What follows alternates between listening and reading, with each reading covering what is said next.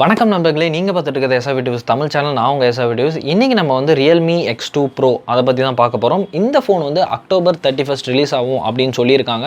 அந்த ஃபோனோட ஸ்பெசிஃபிகேஷன்ஸ் மற்றும் அதை வாங்கலாமா, வாங்கக்கூடிய ஃபோனாக, என்ன ப்ரைஸில் ரிலீஸ் ஆகுது, இந்தியாவில் எப்போ நம்மளுக்கு வந்து அவைலபிளாக இருக்கும் வாங்குறதுக்கு அப்படிங்கிற எல்லா டீட்டெயில்ஸும் கம்ப்ளீட்டாக நம்ம இந்த வீடியோவில் பார்க்க போகிறோம். எந்த சேனலுக்கு நீங்கள் வந்து புதுசாக இருந்தீங்கன்னா சேனலுக்கு சப்ஸ்கிரைப் பண்ணிக்கோங்க. மேலும் அந்த பெல் ஐக்கான் ப்ரெஸ் பண்ணது மூலமாக நான் போடுற வீடியோஸ்க்கெல்லாம் உங்களுக்கு வந்து நோட்டிஃபிகேஷன் வரும். வாங்க இன்னைக்கு வீடியோக்குள்ளே போகலாம்.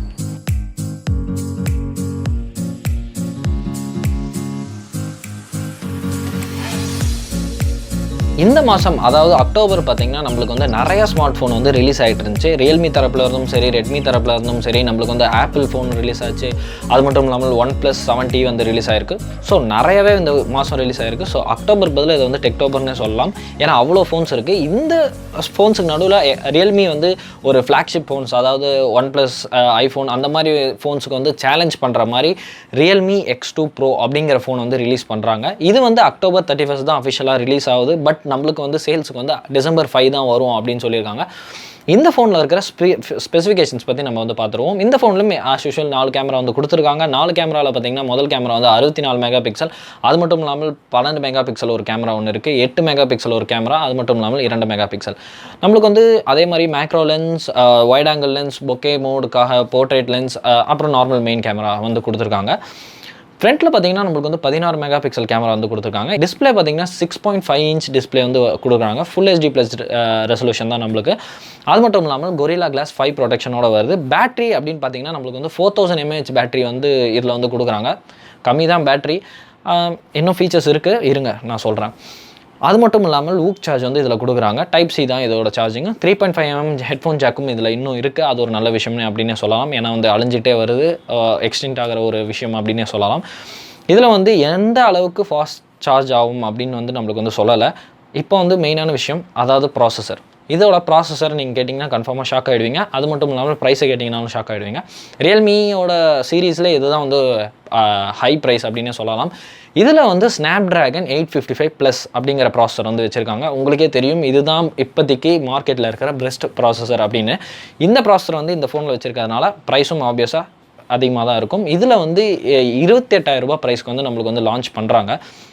அதிகம் அப்படின்னு நீங்கள் நினச்சிங்கன்னா எனக்கு என்னன்னு சொல்கிறதுன்னு தெரியாது. ஏன்னா வந்து நம்மளுக்கு வந்து Snapdragon 855+ இருக்கிற எல்லா ஃபோனுமே வந்து இந்த ரேட் தான்.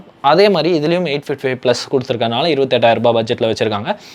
ஓரளவுக்கு ஃபீச்சர்ஸ், அதாவது இதில் கொடுத்துருக்க ஸ்பெசிஃபிகேஷன்ஸ் பார்க்குற வரைக்கும் எனக்கு வந்து ரொம்பவே பெஸ்ட் அப்படின்னு தான் தோணுது. ஏன்னா வந்து நம்மளுக்கு வந்து 4 கேமராவோட வருது 855+ஓட.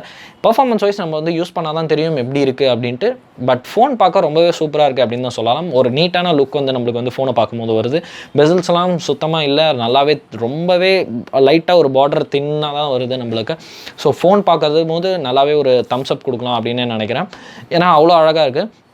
பட் இவ்வளோ ஸ்மார்ட் ஃபோன்ஸ்க்கு நடுவில் இந்த ஸ்மார்ட் ஃபோன் ரிலீஸ் பண்ணுறதுக்கான காரணம் பார்த்திங்கன்னா நம்மளுக்கு வந்து இவங்களும் வந்து ஃப்ளாக்ஷிப் மாடல்ஸ் வந்து ரிலீஸ் பண்ண ஆரம்பிச்சிட்டாங்க. அதாவது நம்மளோட OnePlus, ஐஃபோன், சாம்சங் அந்த மாதிரி ஃபோன்ஸ்க்கு வந்து காம்படிட்டராக இது வந்து ரிலீஸ் ஆயிருக்கு அப்படின்னே சொல்லலாம். அது மட்டும் இல்லாமல் ரெட்மியோட K20 Pro அந்த ஃபோனுக்கும் வந்து ஒரு சேலஞ்சிங்கான ஒரு இதாகவே இருக்கும். இது ரிலீஸ் ஆகும்போது நம்மளுக்கு வந்து இதோட ஃபுல் ஃபீச்சர்ஸ், டீட்டெயில்ஸ், பர்ஃபார்மன்ஸ்லாம் தெரியும். நம்மளுக்கு வந்து ரிவ்யூ பண்ண ஏதாவது ஒரு யூனிட் கிடச்சா நம்ம வந்து ரிவ்யூ பண்ணுவோம். இந்த ஃபோனில் வந்து in display finger print scanner இருக்குது. அது ஒரு அடிஷ்னல் ஃபீச்சர். ஏன்னா ஒரு 30,000 ரூபாய்க்கு ஃபோன் விடும் போது அது விடாமல் இருக்க முடியாது.